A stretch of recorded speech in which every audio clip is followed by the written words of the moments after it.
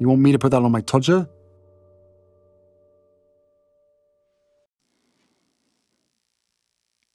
Harry's wife. Political poison. Hello, I'm H.G. Tudor. Harry's wife has become a figure of ridicule. She has always been something of a try-hard. Given her inability to recognise boundaries, her sense of entitlement, a failure to account for her behaviour, all propelled by the need to control people and draw fuel from them, etc., she really gets in people's faces.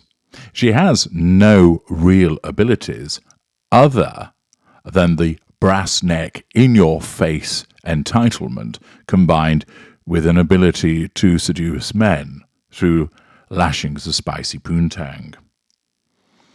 She doesn't recognise when she's not wanted. For example, a fantastic example of that is the USO tour, See Parts Passim, where she's on stage, and it can clearly be seen that the individuals on stage with her don't want anything to do with her, but she doesn't pick up on it. She tries to grab hold of them, tries to sing to them, tries to catch their eye. They are not interested. Certain people see through her very quickly and decide, you're a joke individual. I don't want anything to do with you. Other people are more polite. They think probably that she's quite uninteresting and boring, but they'll at least be polite towards her. If that was where it ended, it might not be such a problem for Harry's wife. But the fact is, she doesn't understand the word no.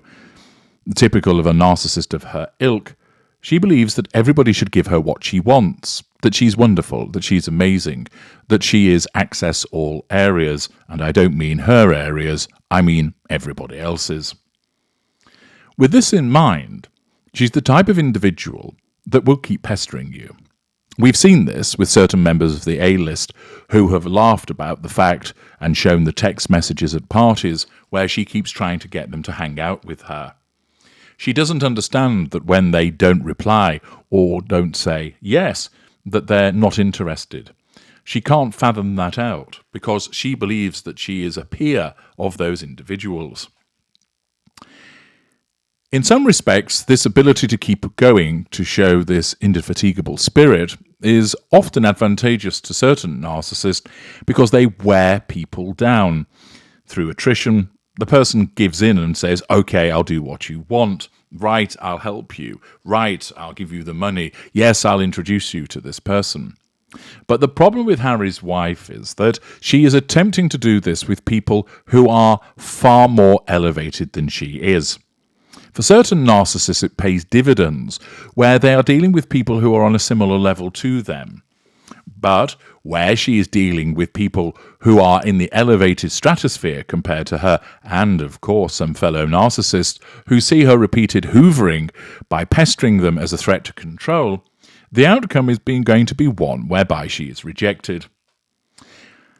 A tweet that appeared on Twitter today states, "Everyone in politics has hardcore blocked Harry's wife in the past couple of years, since a month or so after the New York City faux royal tour, especially the big names in the Democratic Party, as Harry's wife thinks she's liberal, so she's harassed them the most. The Bidens, the Obamas, the Pelosi's, the Harrises, all cannot stand her and do not speak to her and Harry. Dr. Biden is not in on any joke with Harry's wife. If Harry's wife were not seen as so obnoxious, intrusive and trashy, she would be the joke in political circles. Unfortunately for her, she harassed these people so much that she's seen as political poison to the extent that people can't even laugh at what a loser she is. Accordingly, ordinarily they would laugh her off as a try-hard, but she's made such a nuisance of herself that people don't laugh her off, they actually end up despising her.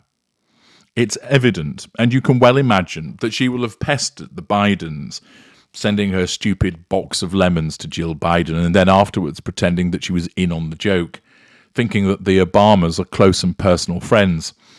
Barack Obama will have seen her coming at 100 paces. Michelle Obama will have been used to dealing with somebody like Harry's wife, and the pair of them have thought, not a chance. We're not getting involved with this loser. The Pelosi's, hardwired political individuals, again will have recognised that this individual is a loser and you don't want to be seen hanging out with a loser.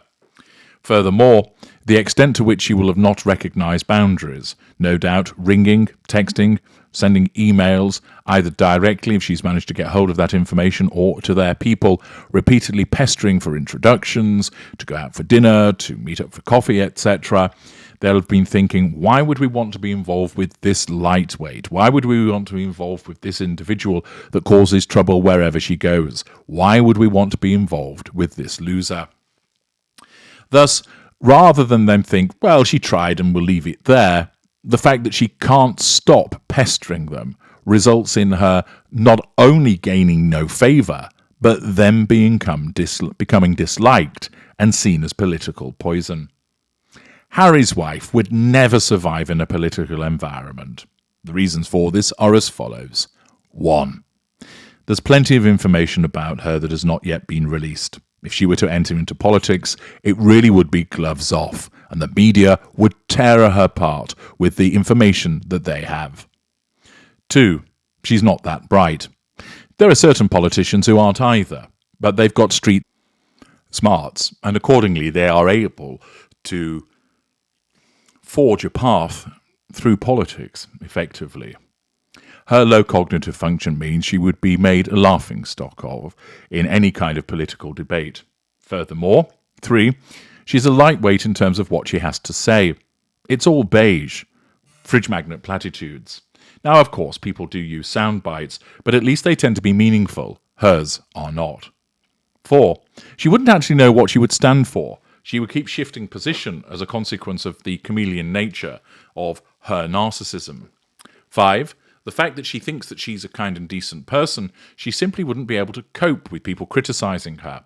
There would be so many repeated threats to her control that she wouldn't have the ability to deal with it direct, but instead would dole out pity plays, and invariably people don't want somebody who's going to get flaky and fold at the first smell of pressure when they're entering politics. People want representatives that are made of a bit of steel, that aren't going to fall over when the going gets tough. Furthermore, she's unpopular.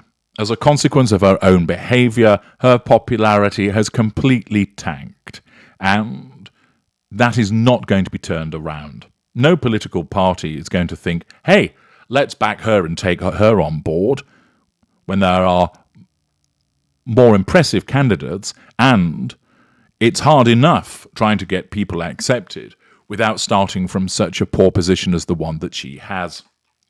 Accordingly, for Harry's wife, she would never make it in politics, but that's not going to stop her trying because she's so deluded and driven by this relentless ambition that causes her to believe that she's far superior to what she actually is. However, not only is she unsuitable to the task, the fact is nobody's going to back her, because her repeated harassment and pestering of people has made her a political no-no. She has become political poison, and it's another collateral consequence of her narcissism that has put her there. This is the woman that somehow scrambled into marrying a prince, became wealthy, and could have received the goodwill of many people around the world if only she had embraced the institution that she married into. Instead, as I've told you so many times before, her narcissism got her there, it could not keep her there, and she fucked it up.